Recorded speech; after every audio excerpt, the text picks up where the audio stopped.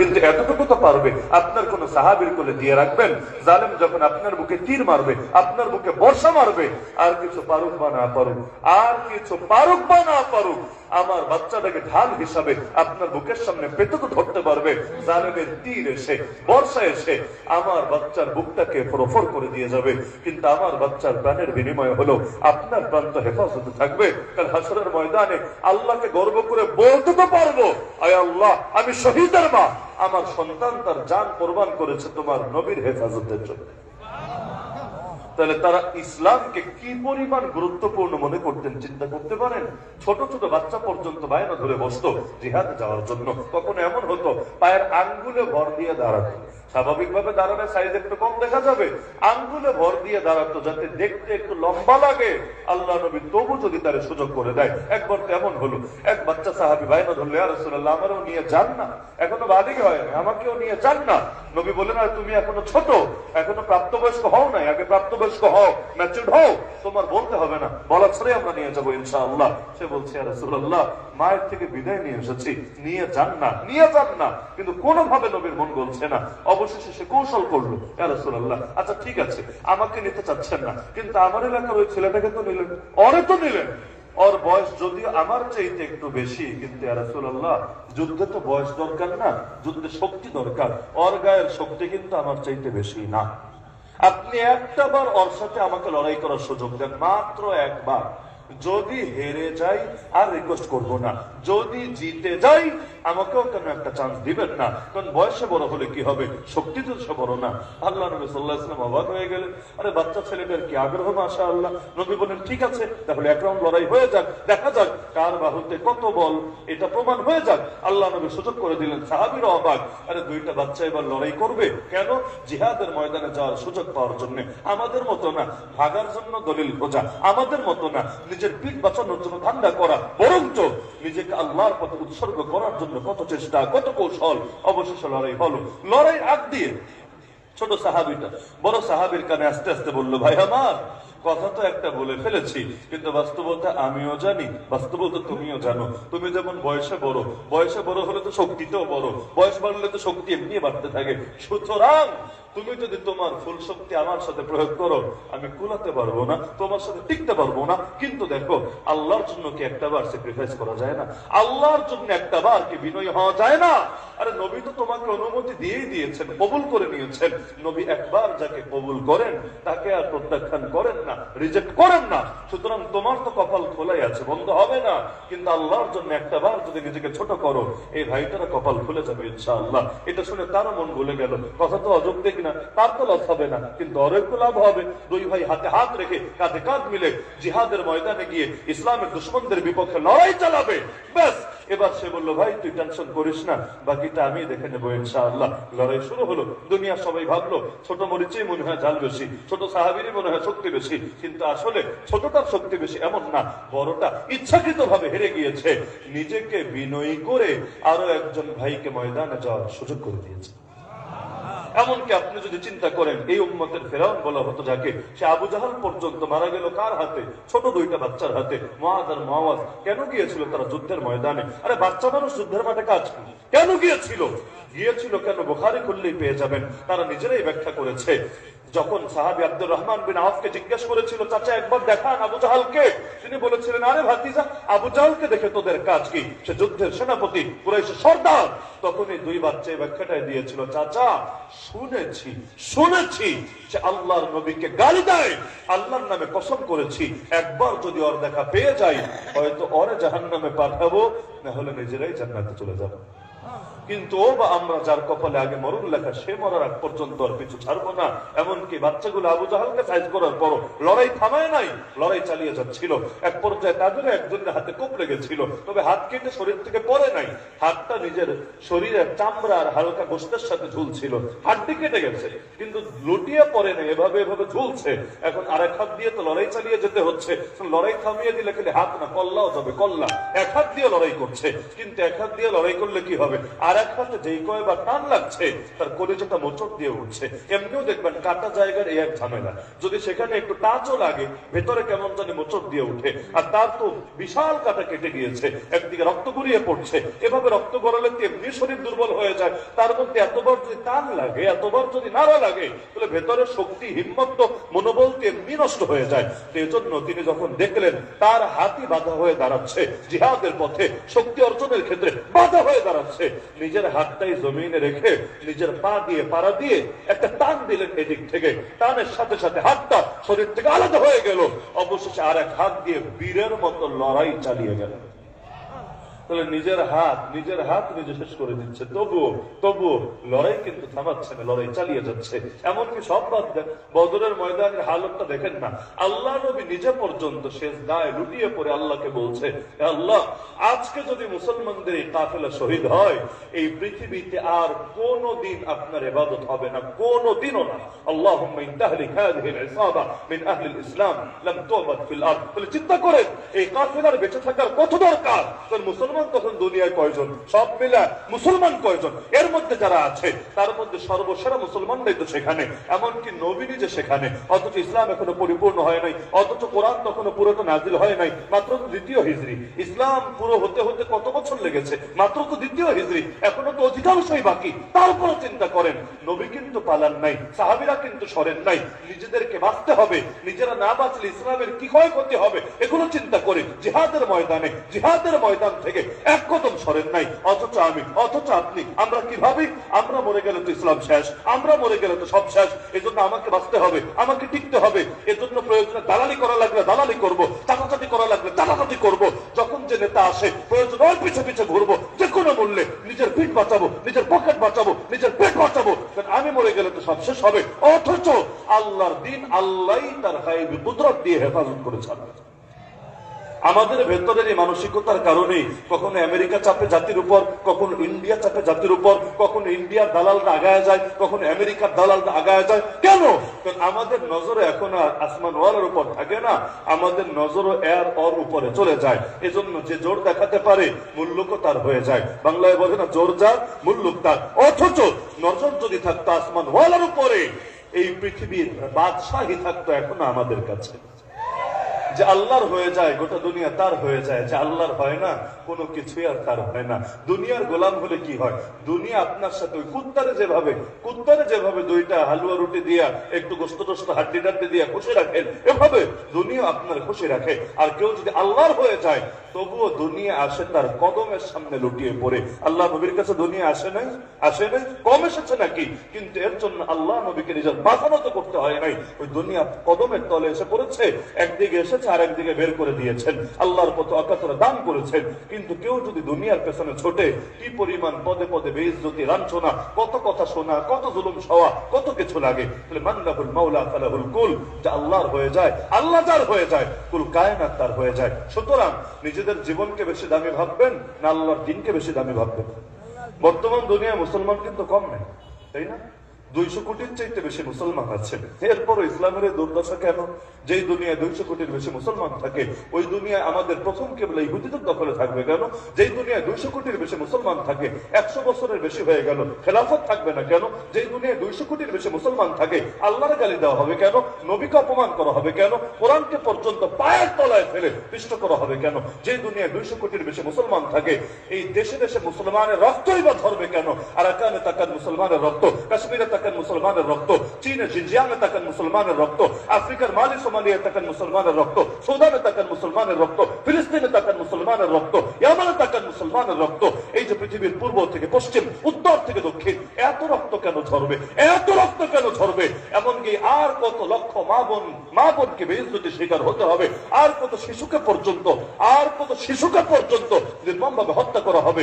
এমনকি দেশে দেশে উম্মতের শ্রেষ্ঠ সন্তান ওলামাদেরকে পর্যন্ত নিয়ে জেলখানায় নিক্ষেপ করে রাখা হবে। হাসিনার আমলেই করা হতো এমন তো না। এই গত রাত্রেও তো বাংলাদেশের একজন প্রথিতযশা আলেম এবং লেখক, তাকে হাদিসের ক্লাস থেকে ধরে নিয়ে গিয়েছে। অপরাধ কি? অপরাধ হলো ফেসবুকে প্রথম আলোর বিরুদ্ধে একটা পোস্ট করেছে। প্রথম আলোতে আগুন লেগেছে, ডেইলি স্টারে আগুন লেগেছে, সেখানে উপস্থিত ছিল তাও না, আগুন লাগিয়েছে তাও না, আগুন লাগাতে কাউকে বলেছে পাঠিয়েছে তাও না, খালি ফেসবুকে একটা পোস্ট করেছে। কেন? প্রথম আলোতে আগুন জ্বলছে, তার খুশি লাগছে, খুশি। আর দুশ্মন বিপদে পড়লে মানুষের খুশি লাগেই, এটা অস্বাভাবিক কিছু না। না হলে দিদি জানো তো দেশের বাইরে চলে গেছে, এটার জন্য কয়জন চোখের পানি ঝরায়? অধিকাংশ তো মজা লয়, মজা। কেন? আরেকজন বিপদে পড়ছে, তুমি মজা নিচ্ছ কেন? বলে আরে দুশ্মন বিপদে পড়লে একটু মজা আইসাই যায় ভেতরে, কিছু করার থাকে না। যদিও কারো দুঃখ দেখলে খুশি হতে হয় না, কিন্তু কিছু কিছু মানুষ এমন, ওরা দুঃখে যদি ভরে দোকানের মিষ্টি এক পিস বাকি থাকে। স্বাভাবিক ব্যাপার, একটা পোস্ট দেওয়ার কারণে আলেমকে পর্যন্ত জেলে ভরে নেওয়া হচ্ছে। আপনি চিন্তা করতে পারেন এমনকি এটা নিয়ে কি আন্দোলন হলো, এটা নিয়ে কোন মিছিল মিটিংটা হলো, এটা নিয়ে কয়জন বা প্রতিবাদ এবং বিবৃতিটা পর্যন্ত দিল। আজীব এক অবস্থা। আল্লাহরে গালি দেয় 2 পয়সার বাউল নামের ফাউল, নেতাদের মুখে কথা আসে না, এত বড় বড় দলগুলোর কোনো বিবৃতি আসে না। তো তাওহীদ জনতা একটু যদি খেপে যায়, ওদের বিরুদ্ধে রাস্তায় নেমে আসে, তখন এই জনতারে জঙ্গি ফঙ্গি ধর্মান্ধ উগ্র ইত্যাদি গালি দিতে আর ওদের মুখে বাঁধে না। যেই দুনিয়া এত মুসলমান, ওই দুনিয়াতে ইসলামের এমন দুর্দশা হওয়ার কথা ছিল না। নবীর জামানায় মুসলমান কয়জন ছিল? সব মিলায় কয়জন? আরে পৃথিবীর বুকে সর্বপ্রথম ইসলামী রাষ্ট্র তো মদিনা। আল্লাহ নবীর হাতে প্রতিষ্ঠিত সর্বপ্রথম ইসলামী রাষ্ট্র তো মদিনা। যখন মদিনার বুকে ইসলামের পতাকা উড্ডীন হয়, ওই সময় মুসলমান ছিল কয়টা? এই আজকের মাহফিলে যত লোক আছেন, আর 10 ভাগের 1 ভাগও তো ছিল না। বিশ্বাস করেন, আর 10 ভাগের 1 ভাগও তো ছিল না। আমার নবী 13টা বছর দাওয়াত দিলেন, 13 বছর দাওয়াত দিলেন মক্কায়। কয়জন মুসলমান হয়েছে? 1000ও না। অথচ এত কম সংখ্যক মানুষকে নিয়ে সুবহানাল্লাহ কে বিশাল বিপ্লব ঘটিয়ে ফেললেন। আর আমরা, মানুষের তো অভাব নেই, এই দেশে তো সবই আমরা। ওরা আর কয়টা? এই দেশে সবই তো আমরা, কিন্তু এত মানুষ আমরা, তবু আমাদের শক্তি কই? আর নাস্তিক কয়টা, বামরাম কয়টা, শাহবাগী সুশীল কয়টা, কিন্তু সংখ্যা কয়টা এটা বিষয় না। এমনকি স্কুলও কয়টা? সংখ্যা কিন্তু কারোই খুব বেশি না। তো সংখ্যায় যত কমই হোক, শক্তিটা কিন্তু অনেক আগায়া। আমরা ওদের ধারে কাছে যেতে পারি না। আমরা 1000 জন মিলা চিল্লাইলে যা হবে, ওরা দেখবেন একজন এক চিপার মধ্যে বসে একটা কথা বলবে, সব মিডিয়ায় একদম সবার আগে শিরোনাম হয়ে সেটা থাকবে। এই যে দেশে এত মাহফিল হয়, এই বার্তাগুলো কোন জাতীয় মিডিয়া উঠে আসে? কিন্তু ওরা শাহবাগের চিপায় চাপায় 10 জন মানুষ মিলে যদি একটা বার্তা দেয়, মনে হবে দেশের প্রধান আলোচ্য বিষয় কিছু নাই। এমন কেন হলো? এমনকি যত সংবিধান লেখা হয়, যতবার পরিবর্তন হয়, এমনকি এই যে লাস্টে এসে জুলাই সনদ, জুলাই সনদ, এই কোনটার মধ্যে আমাদের কথা, এটাও হিন্দু জনতার কথা, সাধারণ মুসলমানদের কথা প্রতিনিধিত্ব করে, স্থান পায়? সব জায়গায় দেখবেন বামরামদের কথা, শাহবাগীদের কথা, নাস্তিকদের কথা, ওগুলো স্থান পায়। এমনকি রক্তের বিনিময়ে নতুন যে বাংলা, এরপর লেখা হলো যে জুলাই সনদ, সংস্কার হবে, সংস্কার, ঘোরার দিনের সংস্কার। এই জুলাই সনদ যে হলো, এটা আল্লাহর নাম কই, বিসমিল্লাহ কই, আল্লাহর উপর আল্লাহ সার্বভৌমত্বের ঘোষণা কই, এমনকি আল্লাহ সকল ক্ষমতার মালিক, ওইটাই বা কই, আল্লাহর উপর পূর্ণ আস্থা বিশ্বাসের কথা কই, দ্বীনের কথা কই, কোরআনের কথা কই, শরীয়তের কথা কই। মানে একটা মুসলমানের মৌলিক যে কনসেপ্ট গুলো, এর কোনটা কই? কিছুই তো নাই। তাহলে কোন সংস্কার করবা তুমি? এতগুলো মুসলমান থাকে যেই দেশে, ওই দেশে যদি তুমি স্বাধীনভাবে আল্লাহর গোলামি করার সুযোগ না দাও, ওই স্বাধীনতা দিয়ে আমাদের কি হবে? স্বাধীন দেশে স্বাধীন মুসলমান আমরা, কোর্টে গেলে কোরআন দিয়ে বিচার পাই না। স্বাধীন দেশে স্বাধীন মুসলমান আমরা, সুদমুক্ত অর্থনীতিটাও 54 বছর নসিবে জোটে না। স্বাধীন দেশে স্বাধীন মুসলমান আমরা, কোরআনের কথা বললেও ভৈরা জেলে ভৈরা দেয়। স্বাধীন দেশে স্বাধীন মুসলমান আমরা, এই প্রথম আলো থেকে শুরু করে এগুলো কি হারে বিদ্বেষ দেখায়? এই শাহবাগ গুলো গড়ার পেছনে, অনিলেভেন হওয়ার পেছনে, ফ্যাসিবাদ এতকাল থাকার পেছনে ওদের অবদান নাই? সবচেয়ে বেশি আছে। এমনকি আমার তো এখনো মনে পড়ে ওই সময়ের কথা, ওদের একটা ম্যাগাজিন বের হতো আলপিন নামে। আমরা তখনও ছোট, কিন্তু এখনো মনে আছে স্মৃতিটা। আলপিন নামে প্রথম আলোর একটা ম্যাগাজিন বের হতো প্রতি সপ্তাহে। আমরাও খুব আগ্রহ নিয়ে পড়তাম। যুগান্তরের সাথে দিত বিচ্ছু, আর প্রথম আলোর সাথে দিত হল আলপিন। আমাদের বাসায় ছোটবেলায় 2টা পত্রিকা আসতো, খুব আগ্রহ করে পড়তাম। হঠাৎ করে দেখা গেল ওই আলপিনেও আমার নবীর কার্টুন ছেপেছে, ব্যঙ্গচিত্র, আমার নবীর ব্যঙ্গচিত্র। এই প্রথম আলোর ম্যাগাজিন আলপিনের ভেতর ছেপেছে। ওই সময়ের বাংলাদেশ আর এখনের বাংলাদেশ তো এক না। যতদিন যাচ্ছে আমাদের অনুভূতি গুলো মরে যাচ্ছে। ওই সময় এমন ভাবে, যদিও ফেসবুক ছিল না, ইউটিউব ছিল না, দুনিয়াটা এত উন্নত ছিল না, এরপরও সারা দেশের মুসলমান এমন ভাবে জ্বলে উঠেছে, এমন ভাবে জেগে উঠেছে। আলহামদুলিল্লাহ, অবশেষে ওদের সম্পাদক, তৎকালীন সময়ে জাতীয় মসজিদের খতিব যিনি ছিলেন, আমাদের সিলেটের কৃতি সন্তান আল্লাহ ওবায়দুল হক রহমাতুল্লাহ বিল্লাহি, তার কাছে গিয়ে হাত পা ধরে ক্ষমা চেয়ে এরপর জাতির কাছে বিবৃতি দিয়ে কোন রকম পিঠ বাঁচাতে হয়েছে। অথচ দেখতে দেখতে কি এক দুনিয়া চলে আসলো। এখন আল্লাহর কথা বললো, নবীর ইজ্জত হেফাজতের কথা বললো, উল্টা আপনারে জঙ্গি বানাবে। এই দেশে নবীর ইজ্জত হেফাজতের জন্য মিছিলে কত যুবক গুলি খেয়েছে, হিসাব আছে? হিসাব আছে? এমনকি নবী প্রেমিকরা শাপলা চত্বরে জড়ো হয়ে কতজন জান দিয়েছে, ওইটারই স্বীকৃতি আসতে কয়টা বছর লেগেছে। আল্লাহ হেফাজত করুন। তাহলে এত মুসলমান দিয়ে আমাদের কি হবে ইসলামের যদি দৈন্য দশা হয়? সুতরাং সংখ্যার দিকে নজর দিলে হবে না, কোয়ালিটির দিকেও নজর দিতে হবে, তাই না? সংখ্যা বাড়ালে হবে না, সংখ্যা বাড়ালে হবে না, কোয়ালিটির দিকেও নজর দিতে হবে। আর এত মুসলমান লাগবে না, অন্তত কিছু মুসলমান যদি এমন হতে পারে তাহলে এক একজন জামানার বেলাল হবে, জামানার হুসাইন হবে, জামানার আম্মার হবে, জামানার ইয়াসির হবে, জামানার খুবেব খাব্বাব হবে, জামানার হামজা হবে, জামানার তারেক হবে, জামানার খালেদ হবে, জামানার ওমর হবে। ইনশাআল্লাহ এই পৃথিবী পরিবর্তন হতে বেশি দিন লাগবে না।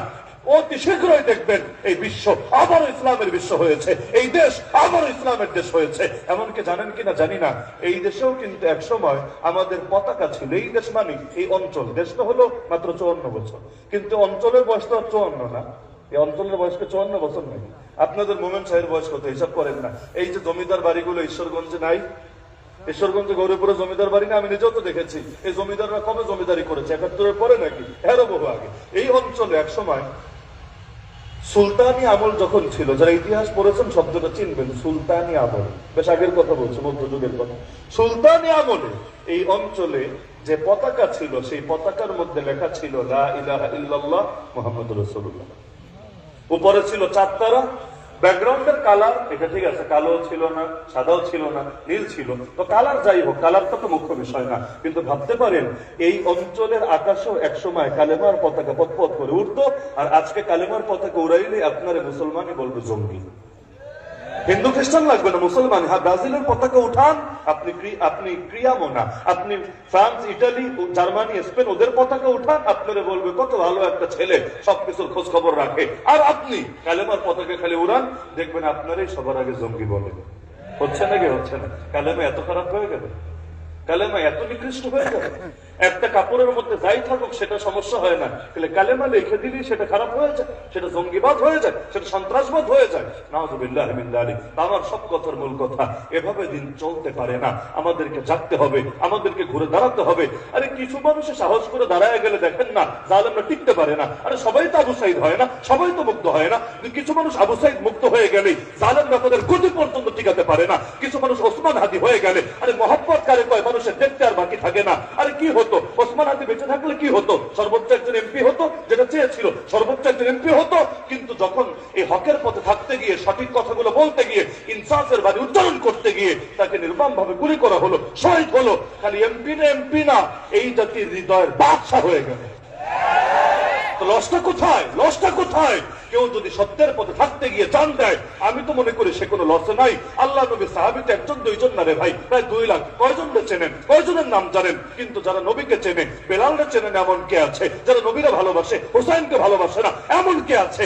ইতিহাস ঘাটলে দেখবেন যারা কোরবানি দিয়েছে, দ্বীনের জন্য রক্ত ঝরিয়েছে, দ্বীনের জন্য ত্যাগ বরণ করেছে, আল্লাহ তাদের নামগুলোকেও এই দামানে অমর বানিয়ে দিয়েছে। আর ইমামও তো বহুত ছিল। এটা 4 ইমাম নাকি? ইমাম বহু ছিল, 1000-এর উপর ছিল।